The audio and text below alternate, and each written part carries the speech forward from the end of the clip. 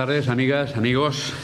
Bienvenidos una vez más a nuestro foro de opinión, un foro activo desde el año 1999 y durante todos estos años hemos estado hablando aquí y debatido sobre política, sobre cultura, sobre sanidad, sobre economía, sobre Europa, sobre las autonomías, sobre la globalización y siempre con personas cualificadas. Muchos de ellos están aquí detrás y siempre también sobre temas interesantes como el que hoy presentamos. La conferencia titulada del 4 de marzo de 2004 hasta 2022, el día que se acabó la política.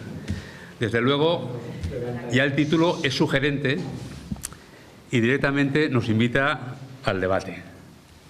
Pero antes de presentar a nuestro conferenciante de hoy, quisiera agradecer la presencia de la alcaldesa de Segorbe. Sabemos que hay en este momento dos actos culturales que están desarrollándose en nuestra ciudad y con lo cual le agradecemos doblemente que esté hoy con nosotros.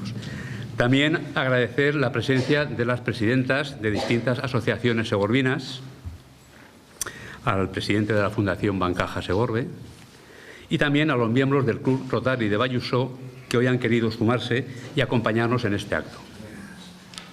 Y especialmente mostrar nuestra gratitud al conferenciante de hoy, a Jesús Montesinos, agradecerle la amabilidad que ha tenido con nuestra asociación al aceptar la invitación que le hicimos hace unas semanas y poder compartir esta tarde con todos nosotros sus reflexiones y su análisis. Esta es la cuarta vez que en la dilatada trayectoria de nuestro foro participa un periodista. Lo hizo Benigno Camañas en el año 2002, Arcadia Espada en el año 2009 y Miguel Ángel Benedicto en el 2018. Y hoy lo hace Jesús Montesinos, que nos hablará de la situación social y política actual, así como de los acontecimientos políticos de un determinado tiempo, que es el que va del año 2004 hasta hoy. En un análisis con la perspectiva del informador, desde su punto de vista, que no es otro que el de la experiencia y el conocimiento de la compleja vida social y política española. Vivimos un momento de confrontación política permanente, de destrucción al enemigo. No al adversario, como debería ser, sino al enemigo. Donde los valores de la tolerancia, el diálogo y el consenso se van difuminando poco a poco. Parece que el espíritu de la transición está desapareciendo y, lo que es peor, no sabemos muy bien hacia dónde camina nuestra democracia. Pues bien, de todo esto y más nos va a hablar hoy Jesús. Seguro que después de escucharlo, cuanto menos tendremos otra opinión y de eso es lo que se trata, de, a través del conocimiento de personas con criterio propio, formarnos nuestra opinión y tener una opinión más completa de aquello que hemos escuchado. Para mí es un placer presentar hoy en nuestro foro a Jesús Montesinos. Jesús es un periodista conocido por todos nosotros, un periodista con una dilatada y brillante trayectoria profesional, un periodista con mayúsculas, con toda la extensión de la palabra. Ha sido columnista, redactor, director, investigador, escritor, presentador, sin duda un gran comunicador y un amante de su profesión, pues aun estando jubilado sigue trabajando como columnista y preparando nuevos proyectos. Pero antes de cederle la palabra, permitidme una breve reseña. Nacido en Valencia en el año 1948, es licenciado en periodismo, profesión que inició en Canarias con el periódico La Provincia. En Madrid fue redactor de política del diario 16 y en el año 79 trabajó con Enrique Tierno Galván como asesor en el gabinete de la Alcaldía de Madrid. En el año 1980 puso en marcha el proyecto Diario de Valencia, una cabecera histórica. No fraguando este proyecto empresarial, pues tan solo duró 2 años. Ha sido delegado de la agencia EFE en la Comunidad Valenciana y delegado especial en Nicaragua de dicha agencia. Director de Radio Nacional de España en la Comunidad Valenciana y en Madrid. En el año 1991 le nombraron director del periódico Mediterráneo de Castellón, cargo que ocupó hasta el año 2006. Indicar que en este periodo de tiempo convirtió la cabecera en un diario de referencia en el conjunto de la Comunidad Valenciana. También dirigió y presentó en Canal 9 el programa Trellat y el programa diario Bona Nit. Asimismo, participó en este canal y en otras cadenas televisivas en distintos programas. Creó la empresa consultora Peonia Consulting, desde la que trabajó en las campañas electorales de 2007 y 2011. Y ha llevado la estrategia de varias empresas punteras en la Comunidad Valenciana. Ha sido consultor de nuevas tecnologías de la Unión Europea en Bruselas, investigador de nuevos modelos de comunicación social y política. Tiene en su haber cientos de artículos de opinión. Actualmente, como decía, está jubilado, pero sigue trabajando como columnista en el diario La Vanguardia. Participa en las tertulias de Apunt y Televisión 8 Mediterráneo. Y desde su jubilación aún ha dado tiempo a escribir 3 libros. Como veis, estamos ante una persona incansable, con una dilatada trayectoria profesional. Y como buen conocedor de los entresijos de la política, hoy nos va a dar una visión, su visión, de lo que ha acontecido en todos estos años en la vida social y política española. Al finalizar la exposición, como es habitual, estableceremos un debate, abriremos un turno de preguntas, donde Jesús contestará aquellas cuestiones que queráis plantearle. Y ya, sin más, Jesús tiene la palabra. Muchas gracias y bienvenido.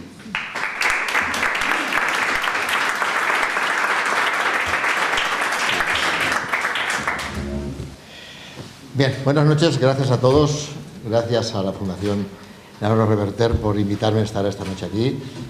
He venido, en mi tiempo de carrera como director de Mediterráneo, he venido muchas veces a Segorbe, algunas de ellas en fechas señaladas cuando vine como mantenedor de la coronación de la hija de mi amigo Rafa en las fiestas de Segorbe, y algún buen amigo tengo, no en Segorbe, sino en algún pueblo de al lado, como Navajas.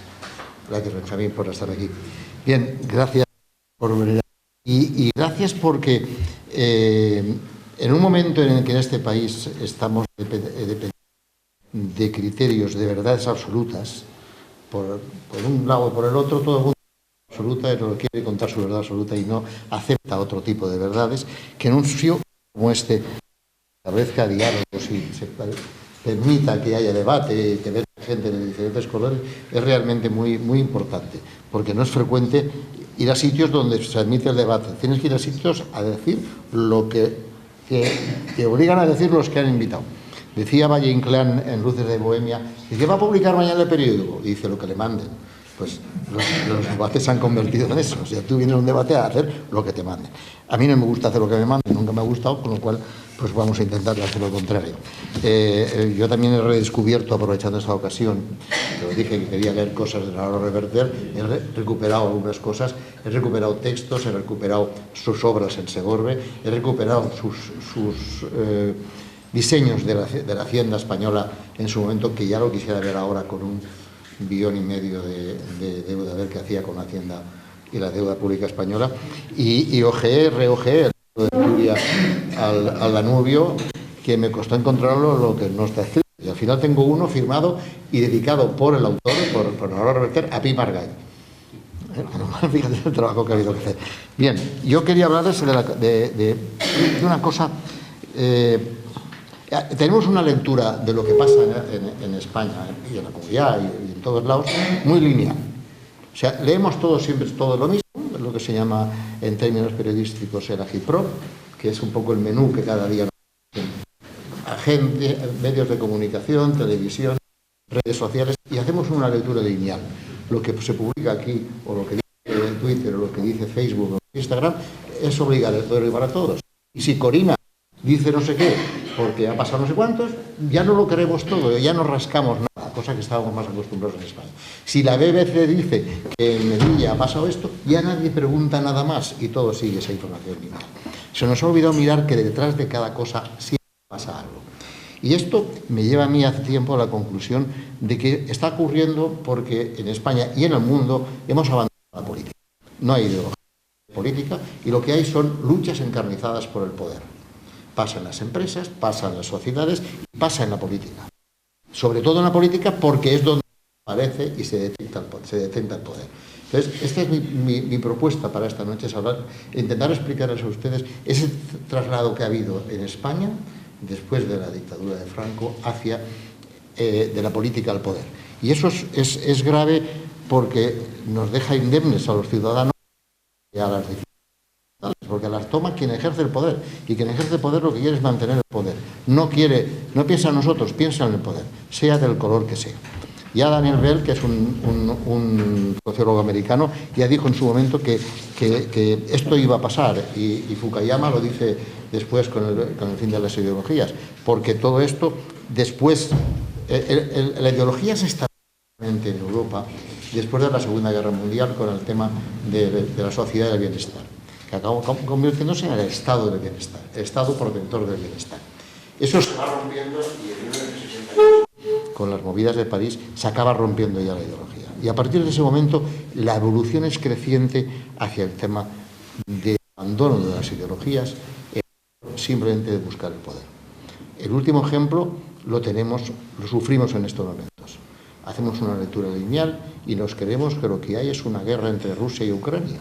Y lo que hay es una guerra mundial por el poder económico de energía, del agua, de los minerales raros y de otros tipos de poderes que lo mantienen China y Estados Unidos. Todo lo demás es simplemente lo que nos reparte cada uno de un sitio y del otro para que veamos o creamos que el poder está ahí y nos entretengamos con esas batallas de Rusia.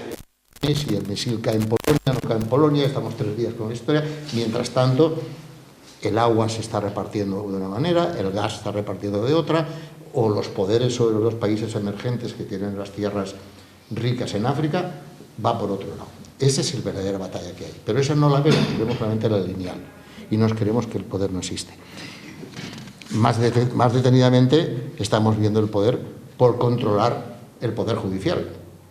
O vemos el poder que hay, que se está debatiendo, la guerra que hay, por controlar la sanidad para que no cambie la sanidad y sigamos teniendo una sanidad enormemente costosa y deficitaria que cada vez da menor servicio, pero hay alguien que quiere controlarla. Llámense médicos, políticos o empresas farmacéuticas, me da lo mismo. Pero la batalla no es la calidad de la enseñanza, no es la política de la sanidad. La batalla es el control de la justicia, de la sanidad o del poder. Yo quería empezar entonces esto con esta imagen. Esta imagen es donde yo creo que empieza a plantearse en el siglo en el que estamos la verdadera batalla del traslado de la política al poder. Lo que ocurrió en el 68 fue los primeros escenarios del abandono de la ideología, que en España lo vivimos de alguna manera con la transición. Aquí todos, si somos ya, sabemos lo que ocurrió aquellos años. En tiempos de Franco también pasaba lo del poder. El poder en un momento fue del movimiento, en otros momentos fue del Opus, en otros momentos fue de la democracia cristiana, al final de los tecnócratas. O sea, las batallas no eran... había batallas de poder, y las batallas de poder, por ejemplo, hay un caso muy concreto como ocurre en la batalla de poder. El Partido Comunista creía que por haber sido la fuerza ideológica dominante durante en la oposición y contra la dictadura, iba a ganar absolutamente las elecciones. Llega ahora, hace 40 años, el PSOE y saca 202 diputados y el Partido Comunista cae en picado. Entonces, eso es muy importante porque se significa formas de ganar poder, aunque estés en una ideología no dominante. Entonces, eso es lo que ocurre y eso se va trasladando durante los años. Podemos ampliar estas cosas, pero para no meternos en ella, yo quería centrarme entonces en el año 2001. Llegan los aviones. ¿Eso lo podemos bajar un poquito? Sí. A ver, ¿no te molesta así? No, así está bien. Era porque hay algunas fotos que a lo mejor se quedan un poco a la parte de fuera. Atentado. Yihadistas. La primera vez que en Estados Unidos se encuentran con 3.000 muertos dentro de su país, después de la guerra civil suya, con esto. Estados Unidos no responde con ideología, no responde como una democracia, responde como venganza de poder. Soy el país más poderoso de la tierra y ustedes se han equivocado atacando a mi país. Da lo mismo que gobiernen demócratas que republicanos. Y inician una guerra contra los yihadistas de poder, no solamente de poder político y poder económico, sino de poder. Eso está pasando también en España. En España el PSOE empieza a darse cuenta de que va perdiendo poder. Ha ganado por 2002, estamos ya en los años 90 y pico, y el PSOE va perdiendo poder. Y ya no puede jugar con la ideología. ¿Qué empieza a utilizarse? Empiezan a utilizarse sistemas de control de poder.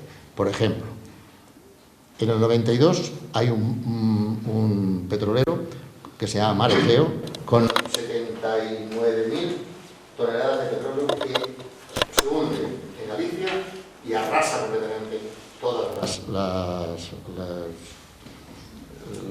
los campos, la agricultura de marisco. Lo arrasa todo. No pasa nada. No pasa nada. No hay ningún follón ni nada. En el año 2002 se hunde el Prestige y aún estamos viendo fotografías del chapapote 22 años después. ¿Por qué en el año 92 no se movilizó el PP para poder influir en la opinión pública a partir del Mar Egeo? Porque no estaba en el juego del poder. Entendía el poder de otra manera, estaba fuera de juego. Porque en el año 2002 sí que el PSOE consigue movilizar toda la opinión pública en contra del PP por el tema del chapapote, porque estaba en esa historia.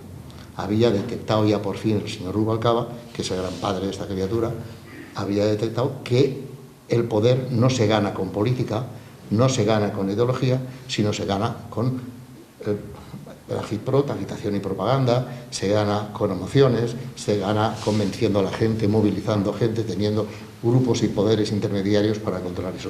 ¿Quién hizo los uniformes blancos del chapapote? Se hicieron millones de uniformes. Alguien lo sabía para que a la gente que tenía que salir de Segorbe hacia Galicia salían con su uniforme ya puesto. Supo organizar muy bien las emociones, con lo cual ya estábamos en el principio de la lucha por el poder a través de otros mecanismos distintos.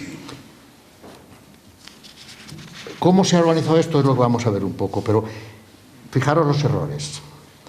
Aznar utiliza una emoción con el váyase señor González y un instrumento que es el sindicato del crimen, que son periodistas que atacan directamente al PSOE. No hay una lucha ideológica. No se batalla contra el señor González por su ideología. Se batalla por quitarle el poder para que entre Aznar. Váyase, señor González, váyase usted que voy a entrar yo. O sea, la lucha por el poder. Llega el Egeo, no hay batalla, el PP no sabe librarla. Llega el 2002 y el PP, el PSOE sí que sabe librarla. Pero ya tiene un código. El PP es el que crea el chapapote. El PSOE sabe hacerlo, el PP no ha sabido hacerlo. El PP es el partido del chapapote. Al poco tiempo, no, perdón, esta foto no me tocaba, me las habéis cambiado. No, espera, entonces me falta una foto aquí.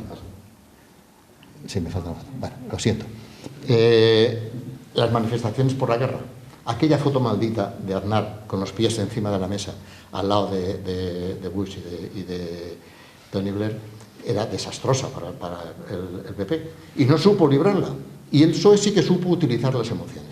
No se jugaba ideología, nadie cuestionaba si aquellos eran terroristas o no eran terroristas, si no sé qué. No, se jugaban las emociones de meternos en una guerra cuando no tocaba. Era una pura emoción. Con esa emoción ya teníamos el chapapote, teníamos la de la guerra y no había mayor capacidad de reacción. Había capacidad de conquista del poder. Pero entramos en otra vertiente. Tenemos ya una emoción, tenemos el chapapote, tenemos una segunda emoción, un sello. Ya saben que eso de las calificaciones funciona muy bien y de las marcas. O sea, ¿cuándo es primavera? Cuando lo dice el Corte Inglés. Pues aquí ocurre igual. O sea, ¿cuál es el partido de la contaminación? El PP. ¿Cuál es el partido de la guerra? El PP. ¿Cuál es el partido de la corrupción? El PP. En diciembre de ese mismo año, creo que el 2 o el 3, Carlos Fabra es denunciado por un empresario de Artana. Bueno, se denuncia por corrupción y se monta toda la película esta. Pero ¿qué ocurre? El día que este señor denuncia a Carlos Fabra, el día que eso se hace público, en la SER de Castellón están el jefe de informativos de la SER de Madrid, un enviado especial de la ejecutiva del PSOE de Madrid, el empresario en cuestión, y un concejal socialista de Castellón que falleció, se llama Mario Edo. No salió por casualidad de un empresario que se fue corriendo a presentar la denuncia. No. Había una clara intención emocional de ponerle el sello de corrupción a Carlos Fabra. como hubo una intención emocional cuando salta el tema de los ERES en Andalucía, solo que el PP no supo instrumentalizar las emociones adecuadamente para ganar las elecciones allí, mientras que el PSOE sí que lo supo hacer. Lo hizo claramente con la corrupción. Ya tenemos varios digamos, marcas que se van asignando a un producto ideológico o a otro, donde no hay política por el medio. Hay una gran estrategia emocional que acaba influyendo en la mentalidad del votante. Y se produce el gran momento de ese gran trabajo. ¿Qué es este? El atentado de Atocha. Veníamos del 2001, atentado en Estados Unidos, y ahora el atentado de Atocha. El atentado de Atocha se produce el jueves anterior a unas elecciones generales, donde todas las tendencias, encuestas que habían, daban como ganador a Rajoy. Aznar había cumplido sus 8 años, se iba y entraba Rajoy. Y todo se daba por sentado que iba a ocurrir así. El jueves es el atentado. Y Aznar, Rajoy y Zaplana, que en ese momento era portavoz del PP en las Cortes, deciden anunciar que los autores del atentado son ETA. Y todos el viernes estábamos seguros que era ETA. La SER publica en ese momento hasta nombres de los posibles autores del atentado que pertenecen a la banda ETA. Viernes por la mañana. Todos estábamos seguros que era ETA. Horas más tarde, de la noche anterior ya venía la noticia desde el Reino Unido, los yihadistas reconocen que han sido los autores del atentado. Inmediatamente nuestro genio Rubalcaba se da cuenta que tiene en sus manos la gran piedra filosofal. No solamente ha tenido el chapapote para tener el poder, para ir calentando el ambiente y la guerra y la corrupción, sino que tiene además en sus manos ahora la tercera. Ustedes son corruptos, contaminadores y demás, son un desastre y mentirosos, porque demuestran que han mentido con el tema de ETA. Y el sábado se montan en toda España, y en Madrid fundamentalmente, una super manifestación, el sábado de reflexión, se montan unas manifestaciones brutales que acaban ya dinamitando las posibles opciones que pueda tener el PP. Esa manifestación es la mayor manifestación de la historia. Se monta en 24 horas. ¿Por qué? Porque hay un ánimo interior de la gente por ir en contra de unos señores que son corruptos, son contaminadores y además han mentido de una manera tan determinante.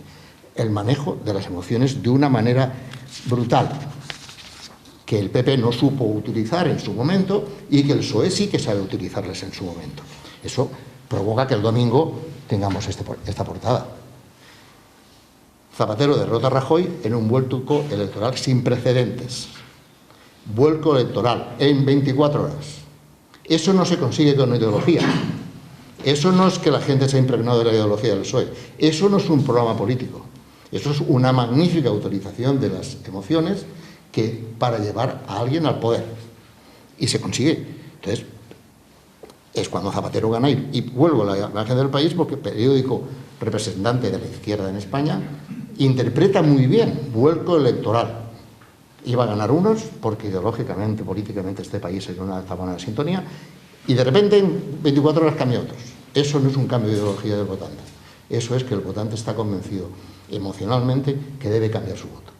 Y debe dar el poder a otras personas. No porque vayan a gestionar mejor el país en A, B, C o 2 o lo que sea, no. Porque lo consideran mentirosos, los consideran corruptos o lo consideran lo que sea. Eso provoca situaciones de todo tipo que llevan a que llegue el poder al PSOE y lo tenga que ejercer. Pero apenas estamos empezando eso, está ya la crisis financiera.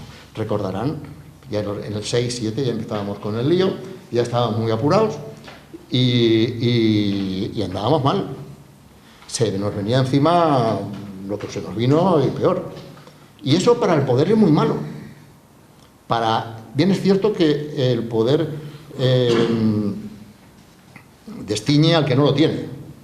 Pero si el que lo tiene tiene que ejercerlo, tiene que tomar decisiones negativas. Y ahí apareció el problema. Es el problema de cuando se tiene un poder y no quiere ejercerlo. Y eso va en contra fundamentalmente, como decía al principio, de los ciudadanos. porque entonces los vecinos se ven huérfanos de solucionar sus problemas porque quien tiene el poder no quiere ejercerlo, para no quemarse y no quedar mal con los ciudadanos. Nos pasa, con permiso de la alcaldesa, nos pasa con los alcaldes, que no solucionan un problema de tráfico no determinado en una calle porque sabe que los vecinos de esa calle se van a enfadar o los de los coches se van a enfadar. Y al final eso se queda eternamente puesto así para que el alcalde en cuestión no se queme nunca con los vecinos o con los conductores. Y ahí se van aparcando problemas. Pues sí, estos son los problemas que se encontraron en aquel momento. Entonces, aquello no tenía solución.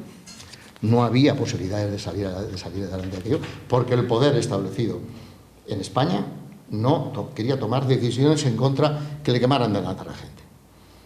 El poder jugaba a ser de izquierdas, no podía tomar decisiones que fueran en contra de gente que le habían votado por ser de izquierdas, cuando no era así, lo habían votado por el tema de las mentiras de Atocha, del error de Atocha, del PP.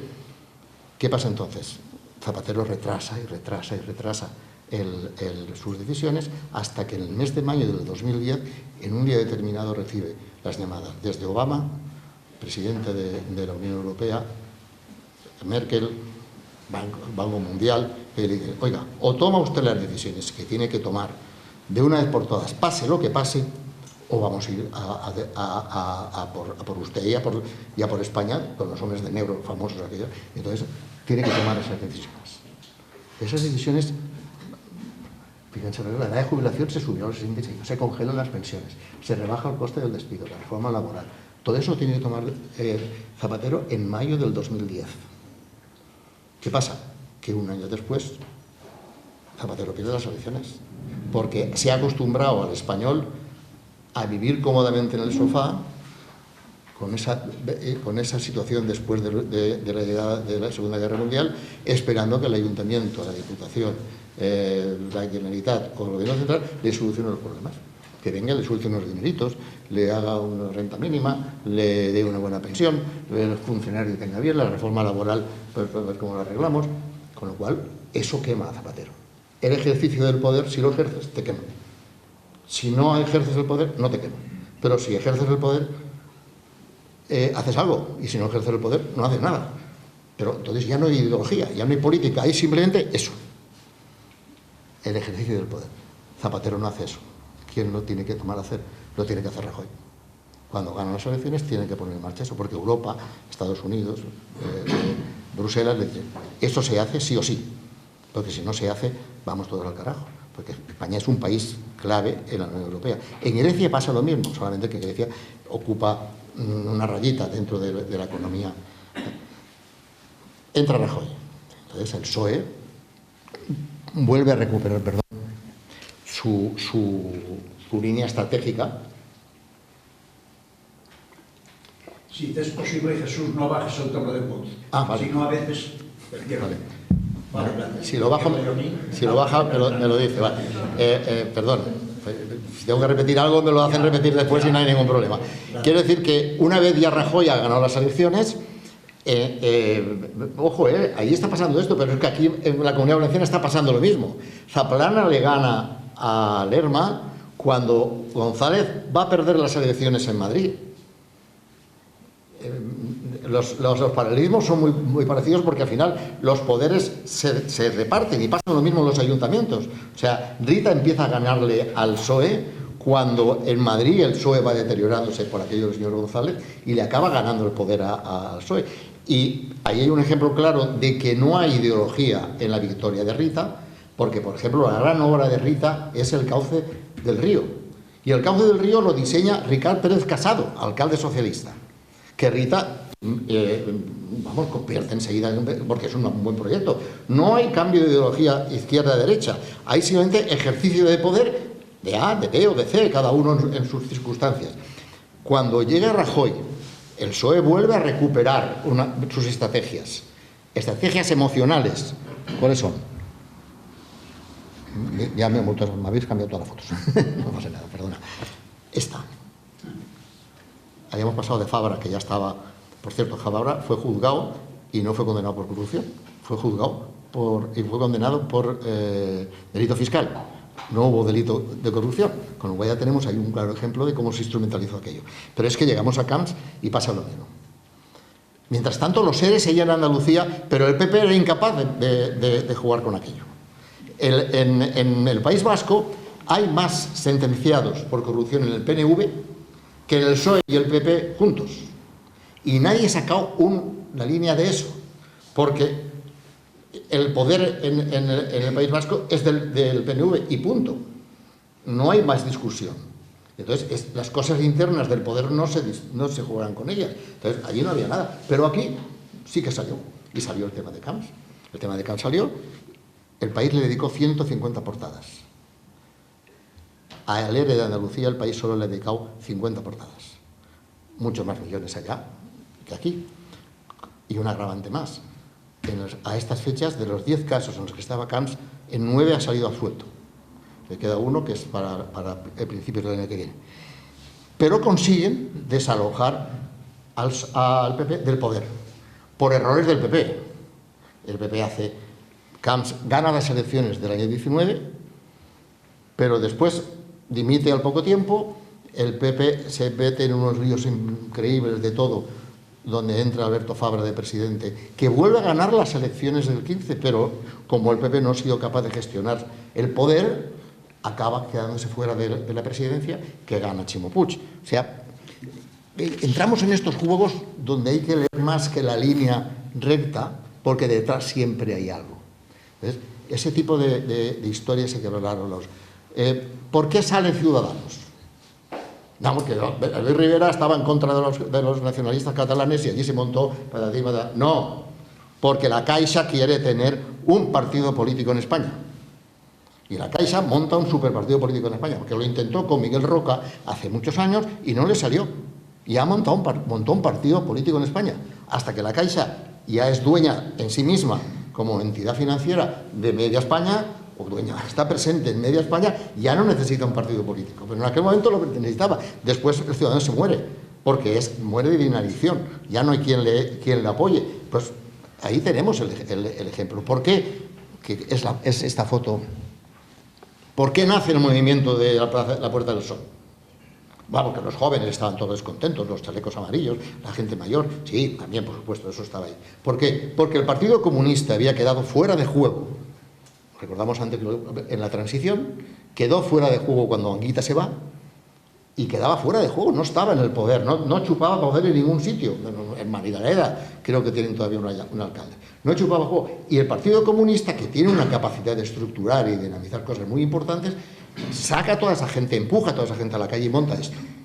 No les traslada ideología, política, proyectos, no. Les traslada movilidad, ilusión, que es lo que la gente en ese momento, después de lo que había pasado con Rajoy, que Zapatero también había tenido que hacer, de los recortes de la crisis del 2008, la gente tiene ganas de marcha, tiene ganas de vengarse de tanto maltrato por parte de los políticos, y sale eso.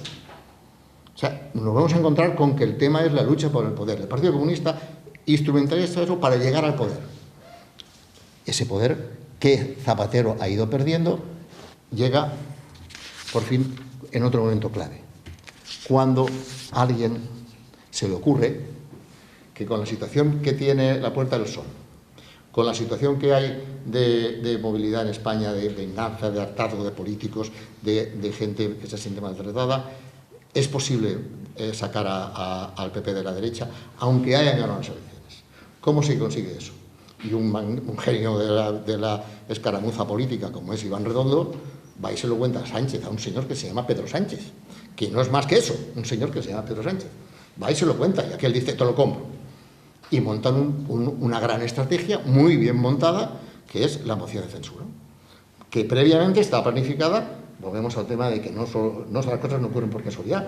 El martes o lunes de esa semana, el Tribunal Supremo hace la primera sentencia sobre Gürtel, y es lo que, con un párrafo particular que mete un magistrado, y es lo que coge Sánchez para ir uno por uno a convencer a todos los demás partidos para presentar la moción de censura a Rajoy.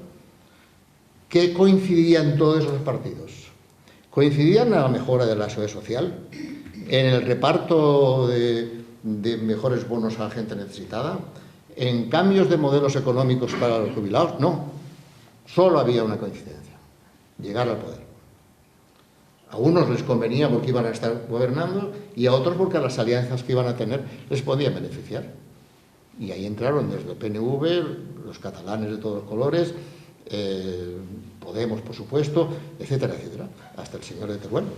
O sea, todos entraron en ese juego. Entonces, ahí, por supuesto, nadie se le ocurre hablar del marejeo, se habla del prestigio, como muestra de que a estos señores hay que quitarlos del poder. Del poder, no porque sean de derechas, de izquierdas, hagan este programa o que el otro, no, del poder. El acuerdo de gobierno que tienen estos señores es mínimo, solamente tiene un proyecto, ocupar el poder. Eso vuelve a pasar en Valencia, vuelve a pasar en las elecciones en la Generalitat, donde los que unen a los partidos que quieren ocupar el poder no es un programa, es una intención. La intención de quitarle el poder al PP. El acuerdo que toman socialdemócratas y liberales alemanes están negociando durante 3 meses y ocupa 7 tomos así. Detallado todo detallado de qué es lo que tienen que hacer. El acuerdo del botánico son 15 folios. Porque el motivo no es político, no es ideológico. El problema es poder, llegar al poder como sea. Rajoy se marcha y Sánchez entra. Hay una definición que hace Pérez Reverte, el escritor Pérez Reverte, que no sé si vieron el programa de Pablo Motos, no sé si me estoy alargando demasiado, que Pablo Motos le pregunta a Pérez Reverte que defina a los políticos actuales. Y entonces le pregunta por Pedro Sánchez. Dígame usted quién es Pedro Sánchez. Y dice, pues es un killer. Este es un killer, este los mata a todos. Ha matado ya había tirado a Iván Redondo, se había deshecho de Ábalos, o sea, los mata a todos. Los que le han acompañado los mata, los otros los mata. El único que no mata es al rey porque le puede utilizar todavía. Pero este es un personaje ideal de novela, una novela de Ken Follett, porque es un killer, es un que mata a la gente. Pero es un hombre capaz de todo por el poder. Y sabe instrumentalizarlo muy bien y rodearse de las técnicas adecuadas para hacerlo, como lo hace. La foto, que luego hablaremos de la foto en Bali, no de la camisa, la foto en Bali con los jefes mundiales. Forma parte ya del poder mundial. Eso es más referente que estar discutiendo si cambias la sedición o no cambias la sedición en el juzgado. Entonces, y le pregunta a Pablo Motos, dice, ¿cómo es posible que este hombre deje de es así, lo mata todo y es un gran estratega de todo esto. ¿Y enfrente qué hay? No sé. El PSOE ha sabido generar toda la política, generar el poder, todas las emociones para llegar al poder, todos los instrumentos, y el PP ni siquiera es referencia para poder enfrentarse a eso.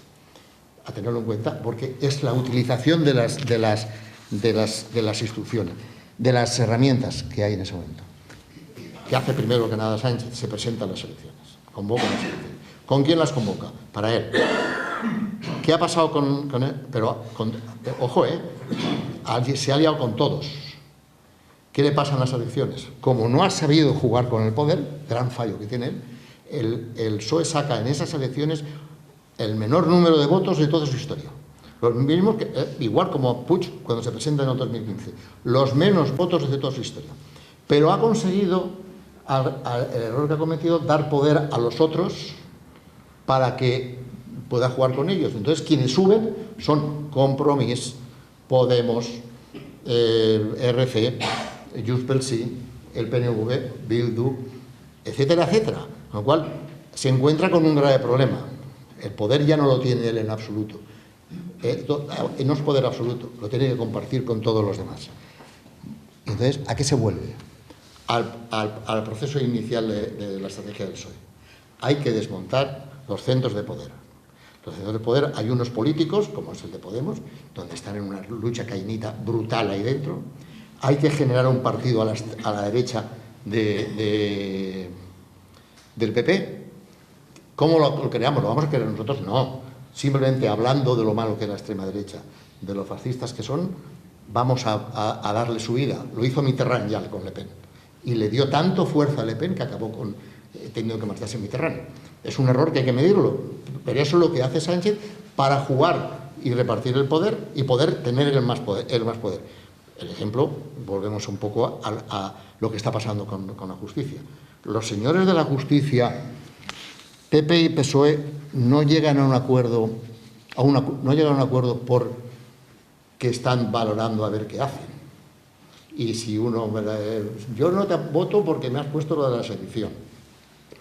Pues tú no me votas porque a ti te ha llamado Ayuso y te ha dicho que no sé qué. No. Los dos partidos, grandes partidos, están esperando simplemente las siguientes elecciones para poder tener el máximo poder el que gane en la justicia. Es un tema de poder, no es un tema de reparto del juego actualmente. No es un tema de a ver si me tocan 3. Si me tocan 3 y a ti te tocan 2,5, el poder no lo tengo claro. Pero si llegan las elecciones y yo puedo tener 5, ya tengo el poder en la justicia. En la jefatura del Estado. Esa foto. Yo no he visto campaña mejor hecha que la que se ha hecho en este país contra el rey Juan Carlos. Es brutal. No resiste ningún análisis, pero ha llegado hasta convencer a su nuera.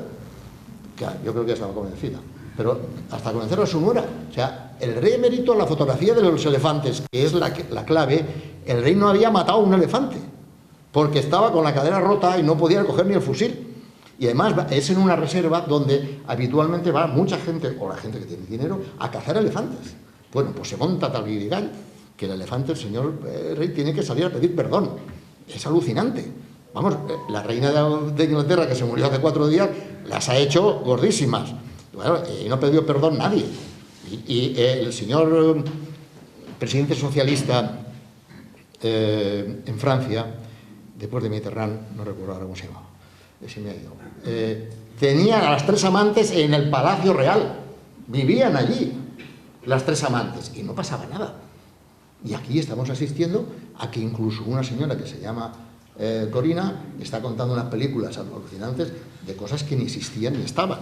Pero como no las creemos porque forman parte de este juego que se ha creado alrededor del poder, la política y el desmontaje de todo esto, acaba creyéndose que realmente todo se hace por política de izquierdas o por política de derechas o por todo ese tipo de cosas.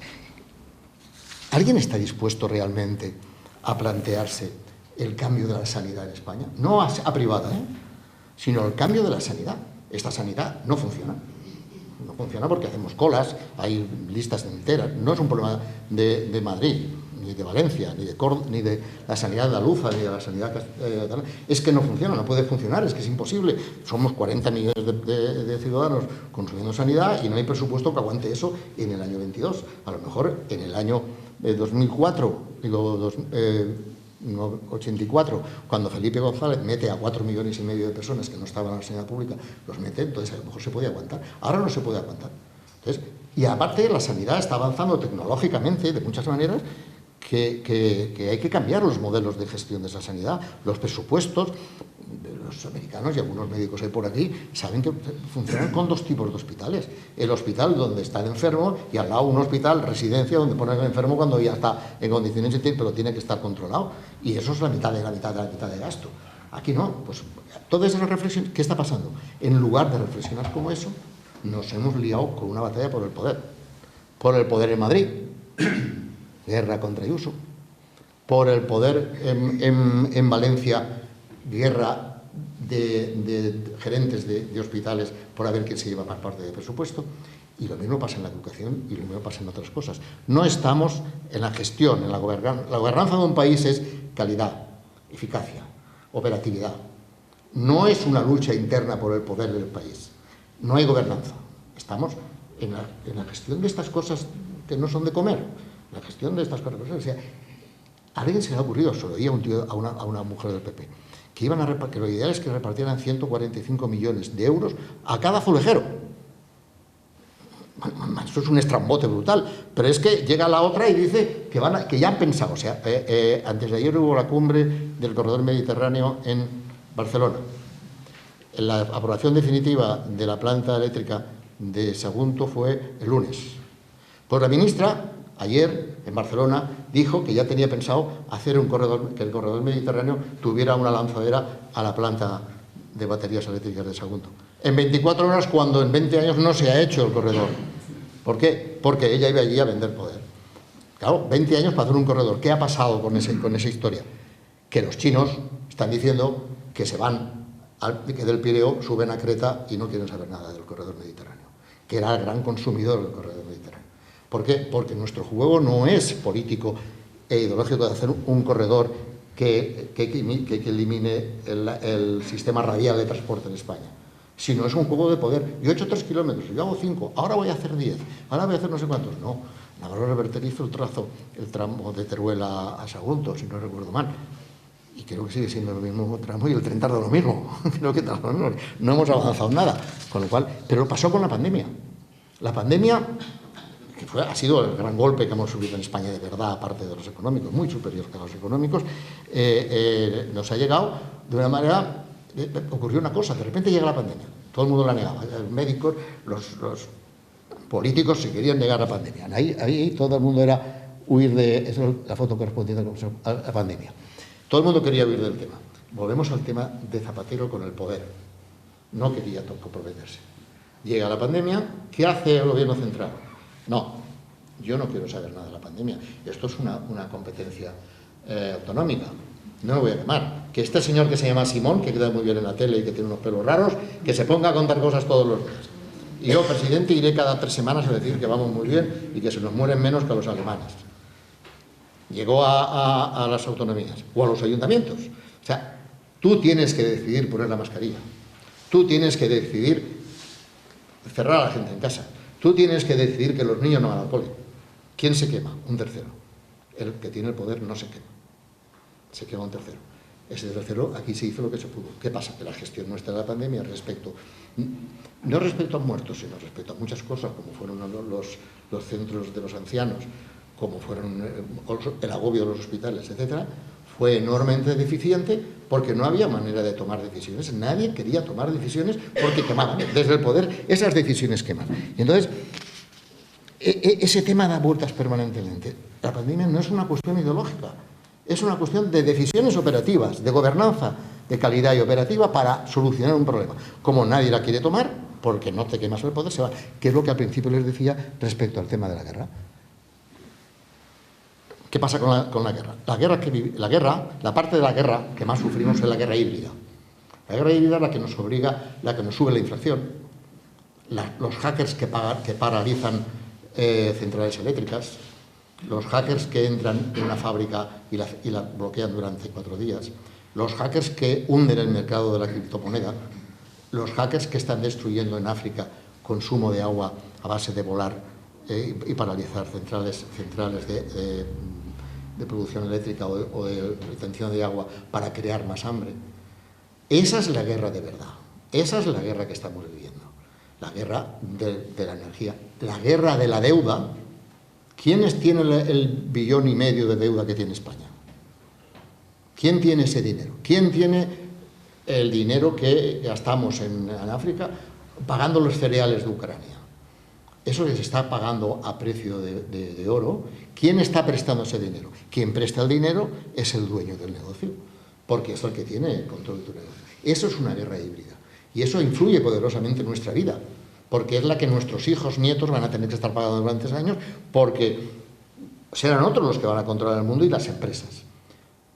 No, la guerra es Putin, que es un cabrón. Bueno, ¿para qué lo voy a contar Putin cómo es? No, la guerra es una guerra de posicionamiento y de nuevo paradigma en el mundo, donde China y Estados Unidos están repartiéndose el mundo de una nueva manera después de lo que pasó tras la Guerra Mundial, porque hay nuevos actores en la batalla. ¿Y qué pasa? El poder no nos la cuenta, porque si eso lo cuenta el poder, pierde el poder. Y entonces nos movilizamos con Ucrania, hay que coger a los ucranianos, son buenos chicos, y los rusos ahora son muy malos.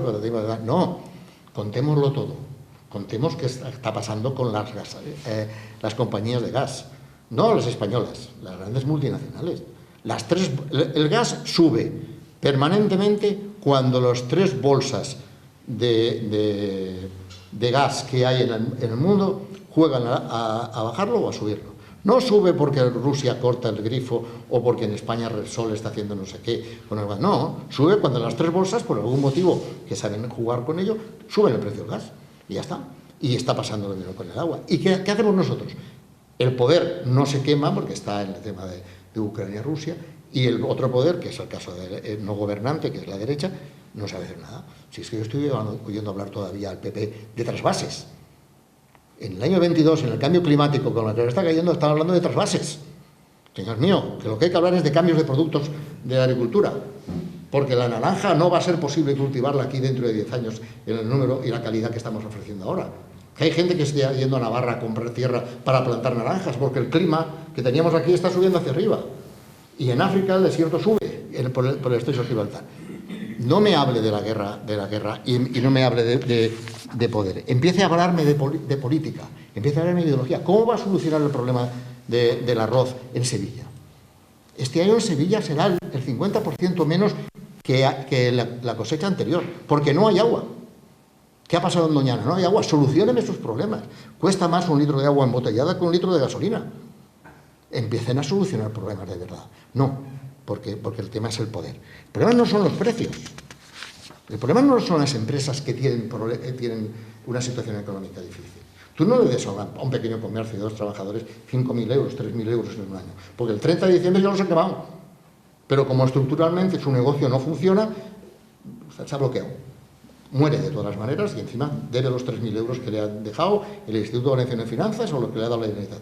Empiece a plantear un cambio estructural del negocio. Aconseje cómo realizarlo. Digitalice el negocio. Empiece a incorporar en las universidades gente que sepa gestionar ese tipo de problemas. Pero eso no llega. Somos el país más polarizado de la Tierra. Pero en un porcentaje que publicó el Instituto de Estadística, somos 5.000 veces más polarizados que los americanos, que mira que están polarizados en estos momentos. 5.000 veces. Entonces, ¿por qué? Porque el juego es poder. Y cuando el juego, la relación de gobierno es de poder y no hay instrumentalización ideológica y política del poder, acaba polarizándose. Te quiero quitar a patadas porque quiero ocupar tu sitio. No, yo quiero quitarte porque tengo un proyecto político el tuyo, que va a garantizar no el agua, pero voy a decir a la gente la realidad del agua, o de la pandemia, o del arroz, azulejos. ¿Qué es el riesgo de los azulejos? Los azulejeros nos vamos, porque aquí el gas es muy caro, las arcillas son muy caras y la mano de obra no está suficientemente cualificada. Nos vamos a otro lado. ¿Dónde? No lo sé. Hay una gran empresa que ustedes conocerán porque vende máquinas, cosas del hogar, Cecotec. Está llevándose gran parte de su parte de innovación a China. Porque aquí la gente quiere trabajar 4 días a la semana. Y entonces con 4 días a la semana no pueden mantener la empresa, pues se están yendo a China. Y estas cosas son... ¿Por qué? Porque no hay interlocutores para el poder. Yo les quiero enseñar la última foto, que la publica también El País, que un poco explica este proceso, que es en qué se ha convertido la socialdemocracia. La socialdemocracia es la gran gestora de la posguerra mundial para toda Europa e incluso para otros países. Lo escribe Joaquín Estefanía, que es un gran periodista, fue director del País también, y fue un tío muy cualificado, ha escrito varios libros de economía, y lo que plantea claramente es que la socialdemocracia, que incluso el PP jugado y juega a ser socialdemócrata, incluso la derecha ha jugado a ser socialdemócrata, se ha quedado sin argumentos. Al quedarse sin argumentos, al quedarse sin ideología, simplemente la lucha por tener el poder, lo que ha dado es abrir toda la puerta a que Meloni gane en Italia, a que Menechón y Le Pen estén subiendo en Francia, a que aquí Vox esté también, haya aparecido y haya subido. ¿Por qué? Porque la socialdemocracia, donde incluyo el PP porque ha practicado esa filosofía política también, no tiene ya respuestas.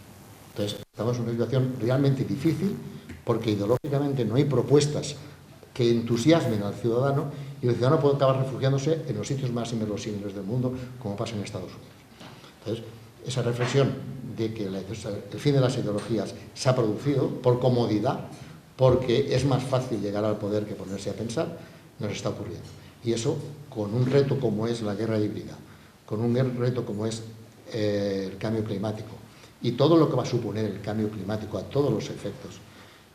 Escuchaba el otro día a un biólogo importante que junto con el calor que sube de África, suben mosquitos, moscas, pichos de todo tipo, que traen nuevas enfermedades. Como nosotros no estamos en la sanidad preocupándonos de esas nuevas enfermedades, sino en la batalla, si quitamos o ponemos a Ayuso, nos van a coger las nuevas enfermedades. Entonces, hay que volver a la política y hay que volver y que el poder lo tenga el que políticamente es capaz de presentar un mejor argumento. Eso es todo. Muchas gracias.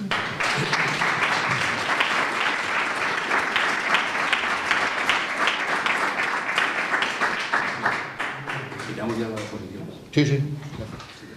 Bien, muchas gracias, Jesús, por este análisis tan particular de lo que ha sido estas últimas décadas. A ver, la lucha por el poder, sí es cierto, la lucha por el poder, pero convendrás conmigo de que en esa definición hay una pérdida de calidad de los políticos.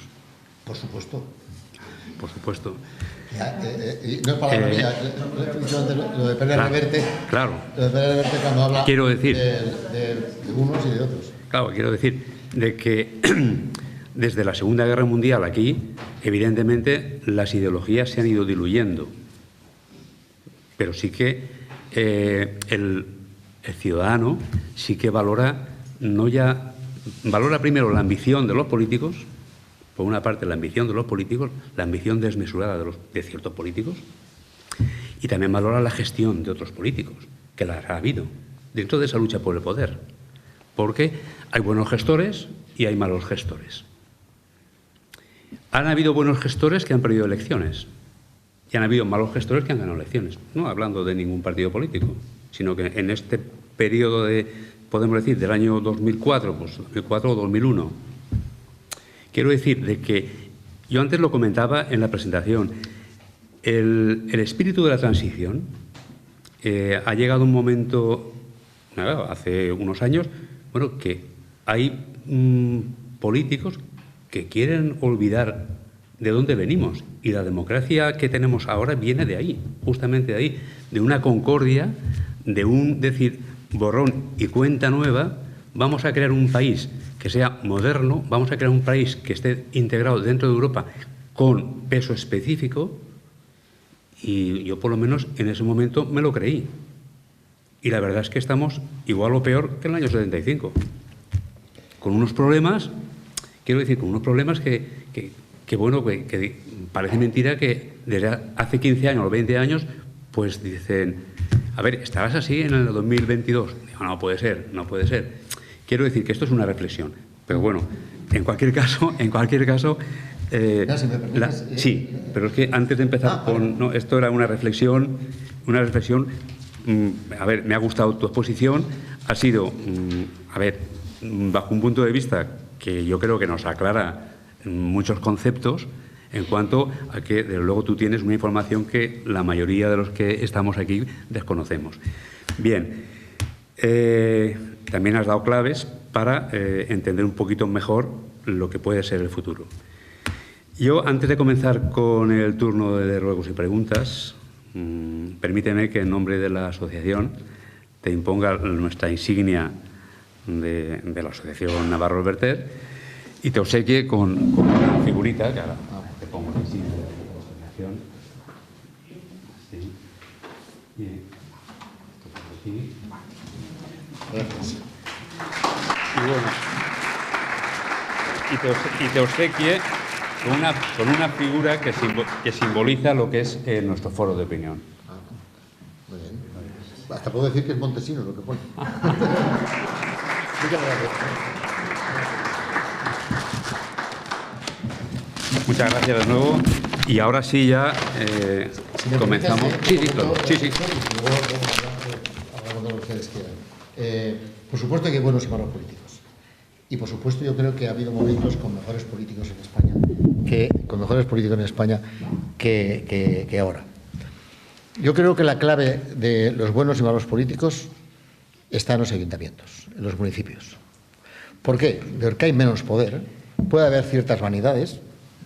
Permítame, señora alcaldesa, que las vanidades formen parte también de nuestro juego, es mi juego. Yo soy periodista porque soy un vanidoso. Y me gusta salir en la televisión, aparte de contar las cosas que quiero. La vanidad existe como pecado y como virtud, como la duda. No solo pecado, es virtud.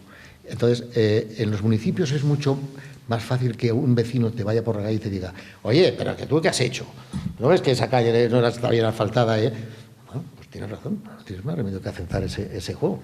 Mientras que el político que se dedica a otras cosas, pues puede acabar huyendo del tema en cualquier grado, no hace falta que coja el Falcon. Puede huir de esas historias. Y entonces pueden haber más buenos y más malos, y además nunca son responsables, porque hay una tal caterva de gente por el medio que acaba asumiendo las responsabilidades. Y con respecto a la gestión pasa lo mismo. Por supuesto hay buenos gestores, pero fíjate, yo me hago la pregunta. Ayer en un programa de televisión donde estaba, le hice.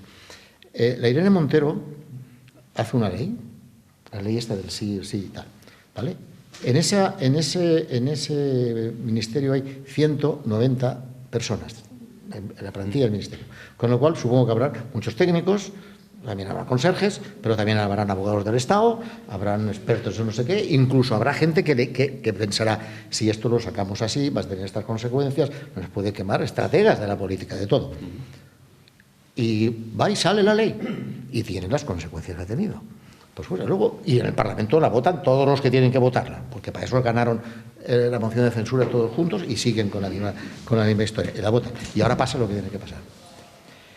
¿Irene Montero quería hacer eso? ¿Quería hacer las cosas mal? ¿O es que tiene tal sentido de patrimonialización de la gestión política que considera que eso no es malo porque lo ha hecho ella? La gestión de un gerente de hospital o de una universidad, ¿es mala porque el tío es malo?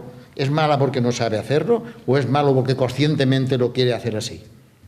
El director del periódico que cuelga esa foto del elefante del rey emérito, ¿la cuelga porque se cree que ha matado elefantes? ¿La cuelga porque le cae muy mal la monarquía? ¿O porque alguien le dice, mira, toma esta foto que vamos a empezar el rollo contra este? Esas preguntas son las que te llevan al tema de Rajoy. Luego están tus propios errores. La mejor gestión de Rajoy, aplicando la doctrina de Zapatero, de esas cosas que tuvo que decidir, fueron 2 años antes, o medio antes de las elecciones, del atentado de Atocha. Por eso iba a ganar, iba bien, o sea, hizo una buena gestión. Luego Rajoy ha metido mucho la pata, pero hizo una buena gestión. Tanto en los ministerios que ha estado como nuevo presidente en algunos momentos, pero no sabe gestionar el punto clave, que es el atentado de Atocha, y decir que ha sido ETA. Esa mala gestión de un solo acto lo quema. Si además metió un poquito la gestión con el prestigio, si además a Aznar le pone los pies en la mesa delante de Bush, pues ya la hemos fastidiado. Con lo cual a veces la gestión vale, sí. Pero hay que ser consecuente y saber dónde la llevas. Bueno, abrimos el turno de preguntas. Está todo claro. Me llama la atención que tragamos con todas las mentiras que los políticos tenemos. O sea, con los políticos de alto nivel tragamos con todo lo que nos cuentan. No se les empacha nada, mienten sin ningún rubor, o sea, no tienen ningún problema, ninguno rectifica. La sombra de Irene Montero, por ejemplo, que estos días está en el canal, no tienen ningún problema. Ningún problema. No hay nadie que les cante las verdades, porque los medios de comunicación, un poco al hilo de esto, ¿hasta qué punto tienen algo que ver en todo ese manejo del poder? Son instrumentos del poder, claramente instrumentos del poder. He dicho, el primero que empezó hablando de la frase de Valle Inclán en Luces de Bohemia, que están discutiendo no sé qué, y mañana que publicará el periódico de esto, dice, lo que le manden. Pues eso ocurre ahora. O sea, estamos viviendo una guerra contra Twitter. ¿Por qué? Porque Twitter molesta a los periódicos, a las otras, al Facebook y a todos lados. Entonces, entre ellos hay un reparto de la riqueza publicitaria entre todos los medios. Un periódico local de Castellón hoy, que no hay muchos, ya pueden saber a cuál me refiero, no lleva hoy ni un anuncio comercial. Todos los anuncios que lleva son de instituciones políticas. Diputación, ayuntamiento, tal. Pues si el alcalde que pone el anuncio bajo es blanco, esa página será blanca para él. Si es negro, pues será negra. Los medios de comunicación han perdido su valor como instrumento de cualquier cosa, totalmente. Pero también nosotros, los ciudadanos, nos hemos acomodado mucho. Nos hemos acomodado. Estar en el sofá. La comodidad del sofá, lo dicen los psicólogos claramente, que toda esta crisis que se nos viene encima, saben, están los datos, los suicidios de jóvenes, el tema de la salud mental, etc. Tiene su parte de pandemia, pero lo que hay fundamentalmente es una sociedad muy acomodada que cuando se ha encontrado con unas crisis muy fuertes desde la de 8, pandemia y la actual, no sabe cómo reaccionar. Y entonces llega al poder y le dice, no te preocupes, un poquito de renta, te subo la pensión por aquí, los funcionarios no sé qué, lo otro por allá, arreglado. ¿Para qué me voy a mover? Si aquí me va a solucionar el ayuntamiento, yo voy a preguntar al ayuntamiento que no tengo trabajo, que me dé algo. ¿Usted ha estudiado para algo? No. ¿Pero por qué? Porque me va a dar algo el ayuntamiento. Entonces, nosotros tenemos el pecado, ¿eh? O sea, no podemos reaccionar frente a esa falta de criterio político porque no queremos. Y vivimos muy bien. Este verano, el consumo medio en España, en bares y todo eso, fue de los más altos de los últimos 5 años. Y todos sabíamos que nos venían duras. Todos sabíamos que venían los ERTEs en el azulejo. Todos sabíamos que la naranja solo producía este año, ahí iba a caer un 30%, que los precios estaban subiendo. Pero llenamos los bares. Entonces, ¿cómo vamos a protestar? Cuando votes, si quieres, protesta. Pero no puedes protestar.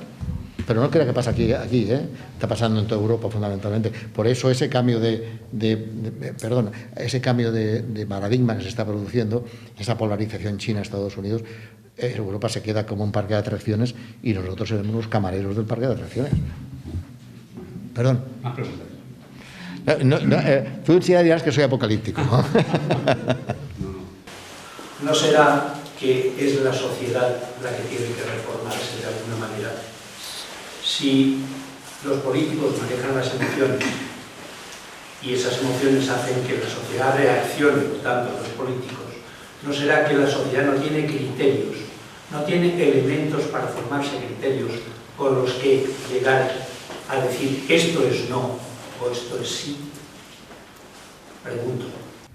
Yo creo que usted tiene razón. Sí, mi opinión es que es la sociedad, pero esta sociedad no nace ayer y hoy valora. Es una sociedad que se va construyendo día a día, como por ejemplo ahora a Rosalía ayer le dieron todos los premios del mundo. Ustedes saben que hace 40 años de que Michael Jackson hizo su gran disco de este que baila. 40 años ya, ¿eh? ¿Vale? ¿Verdad que entonces, déjeme que acabo, y hace 40 más que quien triunfaba era Elvis Presley? ¿Vale? La sociedad seguimos creyendo que el mundo sigue siendo de Michael Jackson, de Elvis Presley, y gran parte de la sociedad nos parece rara esta chica que gana premios, que se llama Rosalía. O sea, nos parece muy raro, porque la sociedad no evoluciona, evoluciona con su comodidad. Triunfa una emisora que se llama los 40 Classics porque nos ponen la música de nuestro tiempo. No queremos aceptar que los que tienen 30 años o 20 quieren escuchar a Rosalía, o incluso más allá de Rosalía. Entonces esa sociedad se ha acomodado a vivir lo suyo y se ha acabado. Pero no, yo no culpo ahí a los políticos, ¿eh? Somos nosotros los que nos hemos acomodado. Pero también a los políticos, porque la formación de la sociedad también pasa por la formación en la escuela. Sí. Y en la universidad. Y todos sabemos cuál es el nivel actual de la universidad. Yo soy del plan 38 de bachiller. El plan 38 de bachiller, con lo que hay ahora, mire, hay profesionales de los que veo escritos que no hubieran aprobado el examen de ingreso. Profesionales ya. Quiero decir, y no soy de los que cualquier tiempo pasado fue mejor. Yo he pasado de escribir a mano a tener un ordenador y a manejarme con el ordenador normalmente como se requiere en este momento. Pero sí creo que la sociedad es feble, que nos hemos acostumbrado al estado del bienestar y hemos dejado de lado el estado de la dignidad. Sin dignidad no hay bienestar. Pero esto es muy difícil de hacerlo entender a la sociedad actual. Es imposible. Pero ¿por qué es imposible? No es imposible por los políticos, ¿eh? Es imposible porque se vive muy bien. Es que yo quiero vivir. Mira, en el tema de Qatar, del fútbol en Qatar, saben que hay una bronca con el tema de que en Qatar han prohibido la cerveza. Una de las principales, eso se sabe desde hace 10 meses. 10 meses se sabe que eso va a pasar. La FIFA tiene uno de los patrocinadores que es una marca cervecera y han tenido que desmontar el tema y es cerveza, cerveza, han prohibido la cerveza. Pero patrocinadores de la FIFA también son Coca-Cola, Visa y algunas marcas más, que se encuentran ahora allí con que allí venden Pepsi-Cola, no Coca-Cola, como en todos los países árabes. ¿Usted ha oído alguna protesta de la Pepsi-Cola y la Coca-Cola? Ninguna. ¿Cuál es la protesta? La cerveza. ¿Por qué? Porque nuestra comodidad es irse a hincharse de cerveza viendo el fútbol. Entonces, ¿quién tiene la culpa de eso? ¿Los políticos? No. Nosotros, que nos hemos acomodado de maravilla a disfrutar del sofá. Y ya está.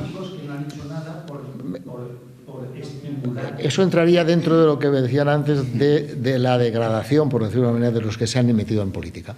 Claro, es que estamos hablando de momentos donde estábamos hablando de Felipe González, de Suárez, Fraga, etcétera, etcétera. Luego va evolucionando todo, Aznar va evolucionando, y llegamos con que llegan lo que en tiempos de UCD se llaman PNNs, llegan al gobierno. Por ejemplo, yo hablaba antes con alguno de ustedes sobre el reto que tiene el PP en la Comunidad Valenciana ahora. Tiene un reto que no se sabe por dónde va a salir las próximas elecciones. Por favor, sí, autonómicas o municipales. ¿Por qué no, como ha pasado en Seguro, que les ha salido bien, no empieza a meter el partido lleno de gente de 25 años que pierdan todas las elecciones, pero que se formen y dentro de 4 años sean unos gestores magníficos de la sociedad? Ah, no, porque todos quieren estar en el poder. Y el PP entonces va a perder las elecciones por querer estar en el poder, cuando si a lo mejor planificara el poder a 8 años, ganaba las elecciones en 8 años. ¿Qué es lo que hizo el PSOE cuando Rubalcaba empezó a utilizar todas esas técnicas y estrategias? Con lo cual, yo no culpo a los políticos. Creo que es la sociedad la que nos acomodamos de maravilla. El ejemplo de la cerveza es, vamos, clave. ¿Por qué se atascan las urgencias? Porque a uno se hace una heridita y se va a urgencias. O sea, el sentido común de la utilización de la sanidad pública es una utilización normal, que pueden haber más colas, menos colas, dependiendo de los gestores, de los recursos, pero no porque se me ha torcido un dedo de mover urgencias y monto una bronca en urgencias porque no me curan la heridita, que para qué voy a contar. Sí, pero siguen siendo los políticos los que nos manejan. El único país de... Los que hacen que nos quedemos quietos o salgamos... No. El único país del mundo donde los periódicos normales, las radios y todas esas cosas, hablan tanto de política, es en España. Usted se va a Toulouse. Antes han dicho que yo he trabajado en la Unión Europea como consultor para estudiar estas cosas y las tengo muy estudiadas, hasta 2 o 3 años que ya el tema se mostraba imposible en España para hacerlo comprender a los editores. Tú te vas a Toulouse y en Toulouse puede haber una noticia muy fuerte, a lo mejor, de política. Puede haber una en la portada del periódico, por ejemplo. Pero las noticias del periódico son no el pleno del ayuntamiento en la discusión política, sino el ayuntamiento ha tomado una serie de decisiones que tienen que ver con una granja que está ahí al lado, donde es terreno de no sé quién y terreno de no sé cuántos, y que la granja tiene 10 trabajadores y no sé qué, y la carne no sé qué, y hacen ese trabajo. La división, no la bronca política, que le interesa a menos gente. Las grandes noticias son las juntas de vecinos de los grandes edificios. Hay edificios en Castellón donde vive más gente que en algunos pueblos. Y sin embargo no sabemos qué pasa dentro de ese edificio. ¿Por qué los garajes? ¿Qué pasa en los garajes? ¿Por qué salen los coches a la misma hora? ¿Organizar el tráfico de otra manera? No. Nosotros hemos convertido la política en el sustituto del fútbol, menos cuando son el Madrid y el Barça. Entonces, y eso hemos de valorarlo. Este es un país que se ha degradado mucho en su nivel de comunicación social, no solamente por los medios y las redes, sino por sí mismo, porque nos interesan solamente las cosas que nos interesan, y ahí vivimos. Y mientras no nos quiten la cerveza, pues estamos ahí. ¿Y las preguntas?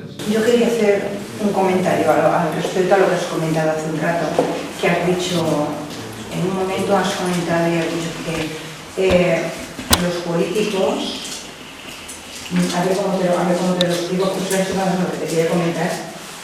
Bueno, cuando has dicho los políticos son los que no quieren enfadarse con los vecinos cuando tienen que tomar determinadas decisiones. Y es cierto, sobre todo porque yo lo estoy viendo, como también has comentado, el tema de que somos muy cómodos, la gente en general, la sociedad en este momento somos muy cómodos, la gente joven es muy cómoda, no hay profesionales, no encuentras profesionales, se están creando unas leyes y unas normas en las que te doy esta ayuda, te doy la otra, y en base a esas ayudas la gente recoge ya un sueldecito y no se preocupa de más. Buscas trabajadores, no encuentras.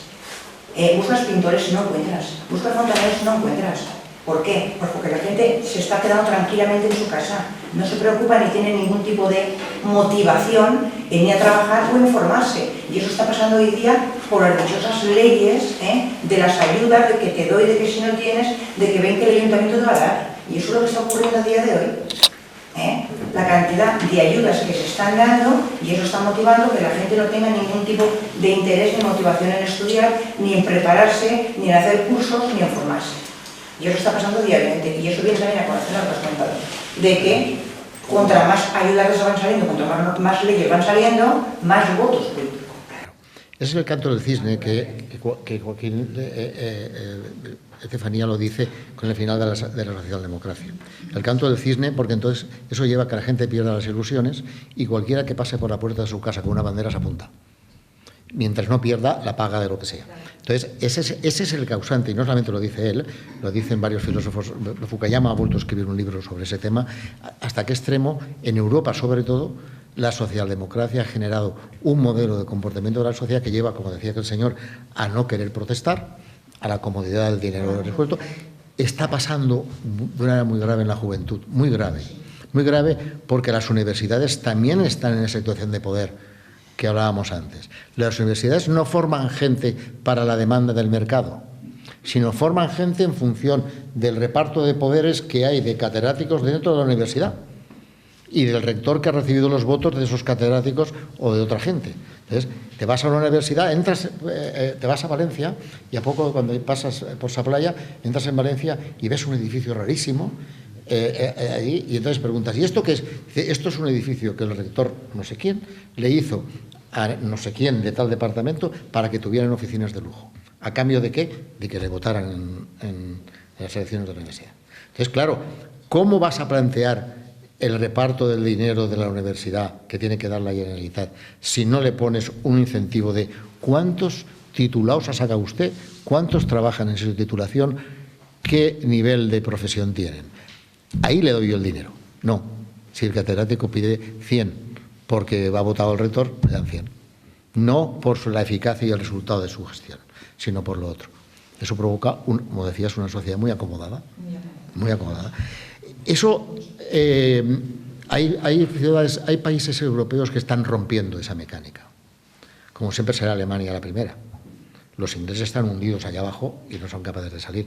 Pero los ingleses están haciendo una reflexión que nos puede perjudicar mucho, que es que ¿por qué tenemos que depender de Europa si ahora Europa se está rompiendo con el tema de la energía?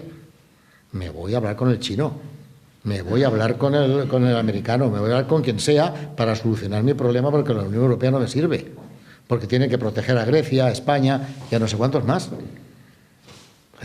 Es lo que decía, que en lugar de estar gobernando para tener el poder, hay que gobernar para saber que a lo mejor la Unión Europea se puede romper. Porque si un valor como Alemania empieza a jugar solo, los demás nos quedamos colgados. Y esas cosas están pasando. No son las lineales que leemos así, sino están pasando. Como lo de los chinos que han dicho, hemos comprado el puerto del Pireo, de aquí nos vamos a Croacia y de Croacia a Europa.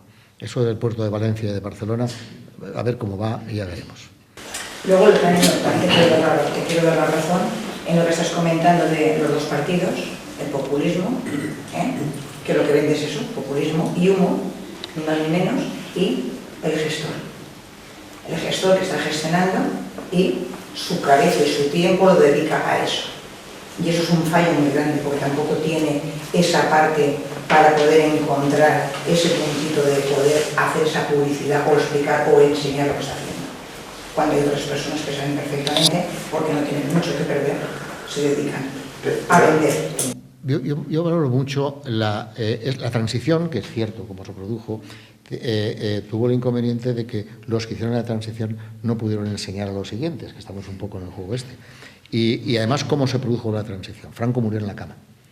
Es muy importante eso. Y entonces en estos momentos todo el mundo tiene derecho a decir que aquello no se cerró bien porque Franco se murió en la cama. En Portugal, al heredero de Salazar lo tiraron. Lo tiró una revolución. Eso ha significado que la administración portuguesa, un país como Portugal, 9 millones de habitantes, tiene las mejores relaciones internacionales de Europa. O sea, está presente en todos lados y tiene 9 millones de habitantes. Pero es que han diseñado una administración enormemente competente que, aunque los ministros de turno se dediquen a hacer poder y política de este tipo, hasta un nivel son todos funcionarios, altos funcionarios, que han ganado eso por oposición. Y además con exámenes permanentemente y el visto bueno del Parlamento. Eso quiere decir que la sanidad, la educación, no cambia cada vez, aseguras el funcionamiento. Y luego el político de turno que gana las elecciones le da su sal o lo que tenga que ponerle. Pero no hay un debate permanente como estamos en este país, o con Franco, o con la Iglesia, o con la enseñanza. Estamos discutiendo ahora todavía la enseñanza concertada que la arregló Felipe González en el año 84 y volvemos a discutirla. O sea, mientras discutimos eso, no podemos arreglar lo importante que es la de la energía o lo importante lo que contaba de Alemania. Permíteme que discrepe. Por supuesto. Sí, Franco murió en la cama, efectivamente, pero la transición, con sus defectos, que los tuvo, fue una transición modélica. Tuvo un fallo, que lo estamos pagando ahora, y fue con Franco en la cama o sin Franco en la cama, fue que al no haber establecido los partidos políticos, las instituciones se quedaron en un segundo plano. Primaron los partidos políticos, se le dio toda la fuerza a los partidos políticos. De hecho, eso en Francia, en un país democrático de alto nivel, sucede. Las instituciones son instituciones. Y aquí, pues, aquí resulta hay que cargarse las instituciones. Claro, no, y se las pueden cargar. Y de hecho están manipulando las instituciones. Y estamos perdiendo calidad democrática. Entonces, y esto, claro, esto es el origen de la transición. Fue un fallo, pero un fallo benévolo, bajo mi punto de vista. No pudieron hacer otra cosa mejor que juntar a todos los partidos del exilio y los de intraexilio para formalizar algo parecido a una democracia, que luego fue una democracia. Pero realmente, al no existir la estructura de partidos políticos, porque el PSOE estaba perdido. El Partido Comunista, pues, perdido. Los partidos de la derecha, difuminados. Entonces, para construir la democracia se basa en un Estado parlamentario, tiene que tener parlamento, tiene que tener partidos políticos. Entonces, crearon una concepción de democracia fundamentalmente basada en los partidos políticos, que le daban el caché y la fuerza democrática con elecciones.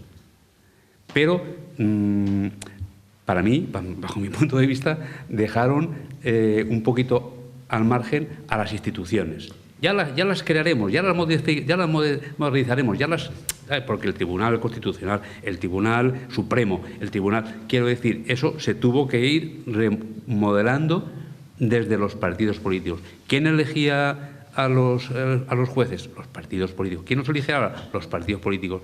Esto, a ver, es un déficit que estamos arrastrando y que... valoro que la democracia fue modélica y es referente en muchos sitios. O sea, en la película esa que se llama 1985, que está muy de moda, sobre Argentina, se habla de la transición democrática en España como modélica y hablan ellos que también sufrieron las consecuencias de una dictadura. Está claro. Pero a mí no me da miedo el volver vuelca abajo la transición y volver a hacer otra transición. No me da miedo. En Francia, cuando tienen unas crisis agudas, hacen una nueva república. Y creo que van por la quinta. Y no pasa nada. En Italia también hacen algo parecido. O sea, y no pasa nada. O sea, hay derecho a que la gente, si considera que aquel modelo ha quedado envejecido, antiguo o lo que sea, plantearse uno nuevo. Eso no me preocupa. Lo que me preocupa es que eso quien lo está imponiendo o haciendo ver son grupos muy minoritarios que, al no tener un poder real, ejercen ese poder desde lo que hablamos de los medios de comunicación, de generar fantasías o movimientos que montan este tinglao. No son reales. O sea, el 80% de este país es monárquico, no porque sea monárquico, sino porque le caen bien los reyes, posiblemente, no porque piense en la jefatura del Estado. Entonces, ¿dónde están esos movimientos de masas que quieren que los reyes se vayan? No están. Pero, sin embargo, permanentemente está el tema ahí dando vueltas, con lo cual algo falla en ese tipo de cosas. Yo quería añadir un dato importante con respecto a la transición, que uniendo un poco a la situación de comodidad que se ha instalado en este país. La Constitución, la transición, una vez ya está hecha, que Suárez tal, el rey, aquí hay dos personas claves que son las que hacen la transición, que se llaman Fernando Abril Martorell y Alfonso Guerra. Estos señores, en noches enteras en el Palace, sin dormir, hacen la estrategia de la transición, la Constitución y todo lo demás. Y luego pasa por allí Miguel Roca y echa una firma, y el de Pérez Barbas echa otra, y el del PNV echa otra. Y se acabó.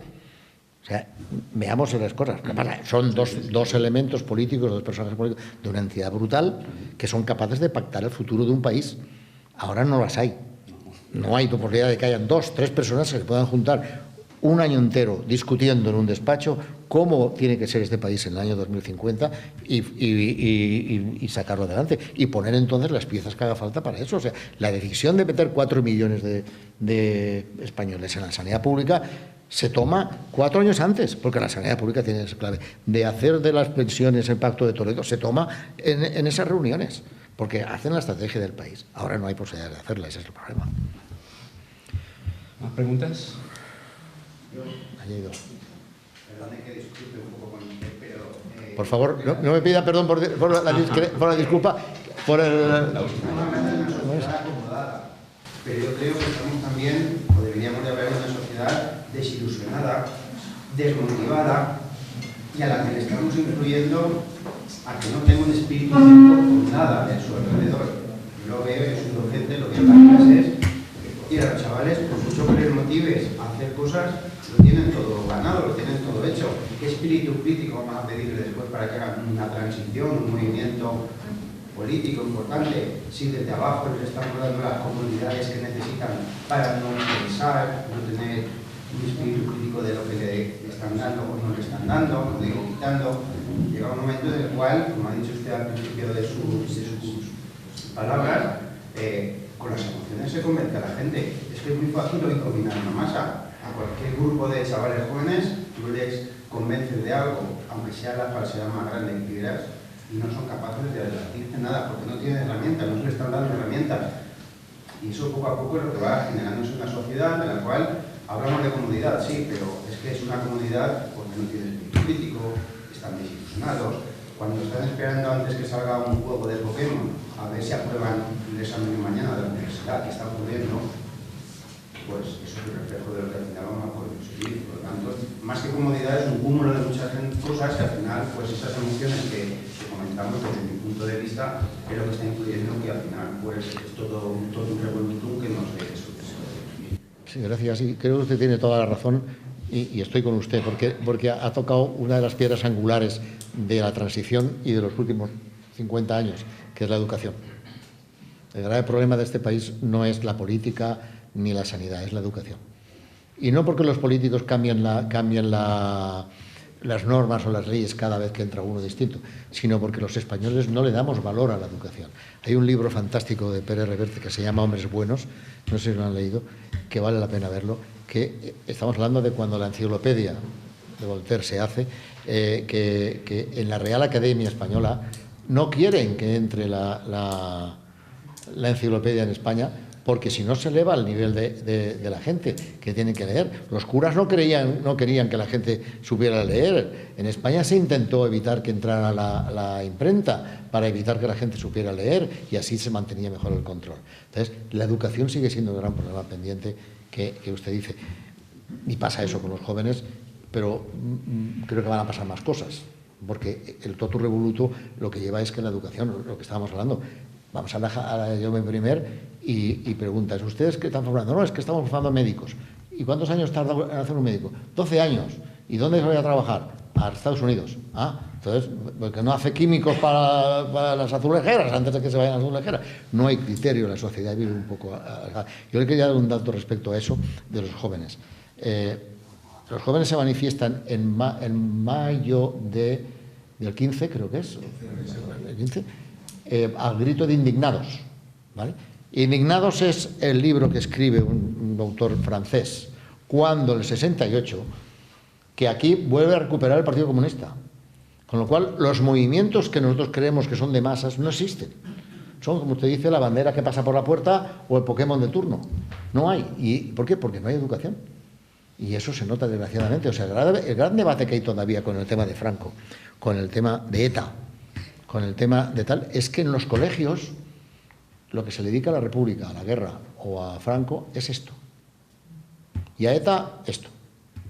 ¿Cómo va a ser consciente un chaval de 15, 18, 20 años de lo que está pasando en este país si no conoce 50 años de su historia? Ni nadie se lo ha enseñado, ni nadie tiene interés por enseñárselo. Hay un debate por darle los libros gratis porque el ayuntamiento o consellería que se los dé, con ese poder gana un voto. Pero lo que digan los libros no le interesa a nadie. Y lo que le explican a ese chaval tampoco le interesa a nadie. Claro, y entonces, al final... ¿Qué tipo de historia están enseñando? Bueno, también. ¿Qué tipo de historia se está enseñando? Eso también hay que Muy bien. tenerlo muy claro. Desde luego el debate es interesante, da para mucho. Sí. ¿Hay alguna pregunta más? La última pregunta. Vale. La última pregunta. Vale. Me viene al pelo porque es idéntico a cosas que me han aclarado muchas. Soy una simple ama de casa, pero me ha gustado mucho informarme siempre y leer mucho. Yo he estado trabajando en el extranjero y fue cuando murió Pompidou, estaba yo en Francia, y me estuvo hablando un tío abuelo mío de la política, de la guerra que pasó aquí, que pasó allá, en fin. Y le dije, sí, cuando volvamos a España, tío, yo en casa nunca he oído hablar de política. ¿A qué partido votaré cuando se muera Franco? Y me dijo, hija mía, se supone que el socialista defiende al trabajador. Se supone. En República, en Segovia, cuando entró en España, estábamos todos muy contentos. Y le dije yo a mi padre, padre, no cante, que esto no va a durar 2 días. Y me estuvo hablando un poco de política, quién era quién era el otro, entendí un poco. Y cuando vine a España, pues verdaderamente, como se supone que los socialistas serán de la parte del trabajador, pues votamos.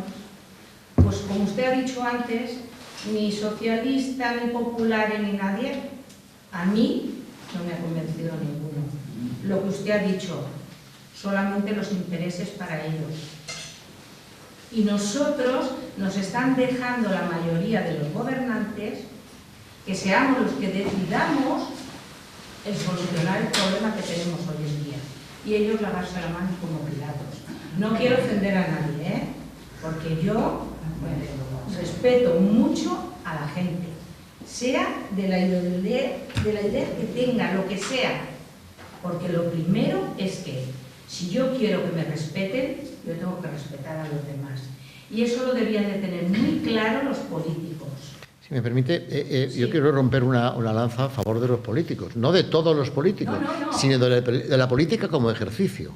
Yo creo que es enormemente importante que haya gente que quiera dar un servicio a la sociedad y trabaje en la política. Me parece importantísimo. Sí, pero que trabajan. No, y trabajan. Yo creo que trabajan. Y no, tampoco estoy en la tesis de que los políticos se llenan el bolsillo trabajando en política. Puede haber alguno. Y de hecho, con todos los cantares de estos últimos años en todos los partidos, al final resulta que cuando ha llegado a la hora de aportar pruebas, ha caído todo. Yo he sido director de periódico y sé las veces que ha venido la policía por la noche a mi despacho y me ha dicho, mire, le traemos esta carpeta de fulano.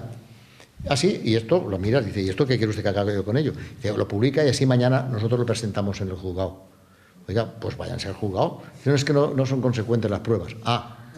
Pero si la publico yo, ya se han publicado y ya le hemos fastidiado el honor a ese señor. Pues eso es lo que quiere decir, que el político es que ha estado muy maltratado en España, muy maltratado. Por ejemplo, el tema de que se suelva un sueldo un político está muy mal visto. Pues no, es que tiene que cobrar un buen sueldo. El político español es el que menos cobra de toda Europa. El problema es que hay que vigilarle su gestión. Porque a lo mejor un ejecutivo de una empresa que gestiona 500 millones de euros cobra 10 veces más que ese político, que gestiona en un ayuntamiento 500 millones de euros. Por lo tanto, lo que hay que hacer es vigilar su gestión, no el dinero que cobra de su sueldo. Y políticos los hay, gente que se entrega muy bien. Otra cosa es que en la política se ha instaurado, no solo en España, sí, pero fundamentalmente, porque hablábamos de España, una forma de ejercer la política que no persigue ya el objetivo ideológico, persigue el poder. No digo ellos, no digo ellos. Pero ojo, Lo ha dicho, el poder. Sí, pero eso procede. Negociar. No, pero eso está ocurriendo en todo el mundo. Está ocurriendo en todo el mundo. Sí, pero hay dos maneras de estar en el mundo. O estás en Corea o en China, donde no te preguntan, o aquí por lo menos te preguntan. ¿Vale? Entonces, en esa situación de la democracia como el mejor de los sistemas posibles, el peor de los mejores sistemas posibles para gobernar, yo me apunto a la política y a esta democracia. Me da lo mismo que al final ambicionen el poder o no, porque si no, esto sería lo que era con Franco, una dictadura, o en China con los chinos. Sí, usted mismo también ha reconocido que siempre han estado a las órdenes de los políticos. ¿Pero quién? Donde se supone, no, los periodistas. Ah, no, claro, pero eso es normal. Pues yo no lo veo. Vamos a ver. Entonces, su carrera, sus estudios, pero no. bueno, Le digo solamente una frase. Si usted tiene una tienda, ¿qué es lo que pretende hacer con la tienda? Gestionarla, ganar dinero, vivir de ella. Pues el que monta un periódico, como sea, también se dedica a lo mismo. O se cree que trabajan gratis o la nómina la paga. No. Bien. Vale. Venga, muchas gracias a todos ustedes. Ya se hace un poquito tarde. Segundo, perdón. ya solamente me queda agradecer una vez más a Jesús su participación en el foro y a todos ustedes la presencia. No sin antes indicarles que el próximo sábado a las 7:30 tendremos también aquí la presentación del último libro de José María Jaime, titulado 8 años de la historia de Segorbe, 1957-1964, crónicas de Antonio Montserrat, publicadas en el diario Lucha de Teruel. Y luego también recordarles que el día 3 de diciembre celebraremos el concierto de Navidad, que este año será especial, puesto que cumplimos 25 aniversario, las bodas de plata. Les ruego que no se lo pierdan, porque será un concierto espectacular. Hasta entonces, muy buenas noches y gracias por la presencia. Gracias.